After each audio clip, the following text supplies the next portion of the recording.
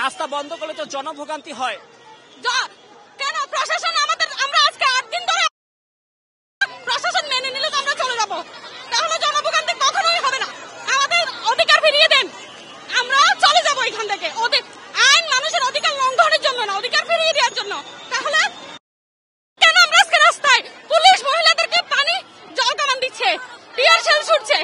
যেমনটা বলছিলেন তারা 8 দিন ধরে রাস্তায় আসছেন এবং তারা বলছেন তাদের অধিকার ফিরিয়ে দিলে তারা রাস্তা ছাড়বেন, এছাড়া তারা রাস্তা ছাড়বেন না। তারা তাদের অধিকার নিয়ে বাসায় যেতে চান। তারা যে চাকরি পেয়েছেন, নিয়োগপত্র পেয়েছিলেন, সেই অনুযায়ী তারা নিয়োগ চান এবং তারা বলছেন যে বহু কষ্ট করেছেন, তারা এই চাকরির জন্য বহু পড়াশোনা করতে হয়েছে, অনেক পরিশ্রম করতে হয়েছে। এরপরে যদি এভাবে তুলে দেওয়া হয় এটা তাদের প্রতি অন্যায় এবং এ কারণেই তারা রাস্তায় নেমেছেন এবং তারা বলছেন কোনোভাবেই রাস্তা থেকে তারা সরবেন না। এবং দেখতে পাচ্ছেন যে পানি ছোড়া হচ্ছে, জলকামান ছোড়া হচ্ছে, তবুও কিন্তু তারা রাস্তায় বসে আছেন, রাস্তার মাঝে বসে আছেন। এদিকে পুলিশের তৎপরতা কিন্তু লক্ষ্য করা যাচ্ছে। পুলিশ যে পরিস্থিতি নিয়ন্ত্রণে পানি ছড়ার পাশাপাশি কিন্তু তাদেরকে তাড়িয়ে দেওয়ার চেষ্টা করছেন এবং এর পাশে তবুও মাঝখানে যে নারী সুপারিশপ্রাপ্ত শিক্ষকরা রয়েছেন তারা কিন্তু অবস্থান করছেন। তারা কোনোভাবেই রাস্তা ছাড়বেন না বলে ঘোষণা দিয়েছেন। তারা বলছেন হয় মৃত্যু না হয় নিয়োগ, এমন ঘোষণা দিয়ে কিন্তু তারা রাস্তায় আছেন এবং দেখতে পাচ্ছেন পুলিশের অ্যাকশন কিন্তু এখনো চলছে এবং এই অ্যাকশন তারা কিন্তু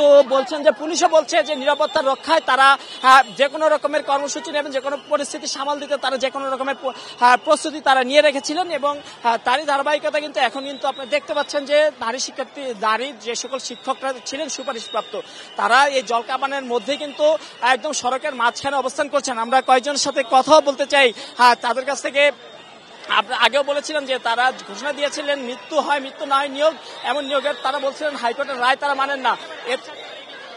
সেই অনুযায়ী কিন্তু আমরা কয়েকজনের সাথে আমাদের দাবি হচ্ছে আমাদের যোগদান পত্র দিয়ে দেখ, কারণ এই সরকার 3 মাস, অন্তর্বর্তীকালীন সরকার 3 মাস অতিক্রম করার পরে 31 অক্টোবর আমাদের রেজাল্ট দিছে।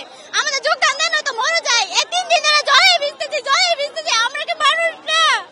ঘুম নাই, খাওয়া নাই, আর ভালো লাগে না। স্নাতক পাস করার পরে আমরা কি মেধাবী না?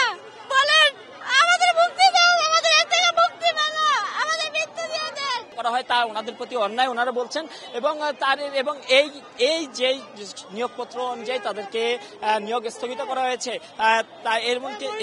এমন কিন্তু আরো 2 ধাপে কিন্তু তাদের এই নিয়োগেরই অংশ হিসেবে 2 ধাপে কিন্তু নিয়োগ দেওয়া হয়েছিল। পরবর্তীতে এই নিয়োগ বাতিলের পর তারা কিন্তু এই আন্দোলনে আসেন এবং আপনারা দেখতে পাচ্ছেন এখানে কিন্তু বেশ কয়েকজন অসুস্থ হয়ে পড়েছেন, তারা ভিজেছেন, পাশাপাশি এখানে অসুস্থ হয়ে পড়েছেন, তাকে সুস্থ করার চেষ্টাও কিন্তু চলছে এবং শাহবাগের এই মুহূর্তে পরিস্থিতি বলি পুলিশ আন্দোলনকারীদের ঘিরে রেখেছে, পাশাপাশি তাদেরকে এখান থেকে তুলে দেওয়ার চেষ্টা করছেন এবং আমরা দেখেছি যে সকাল থেকে সন্তান ছোট বাচ্চা নিয়ে কিন্তু ওনারা এসেছিলেন এবং ওনারা আন্দোলন করছেন। ওনারা বলছিলেন যে তারা দীর্ঘ পরিশ্রম করেছেন।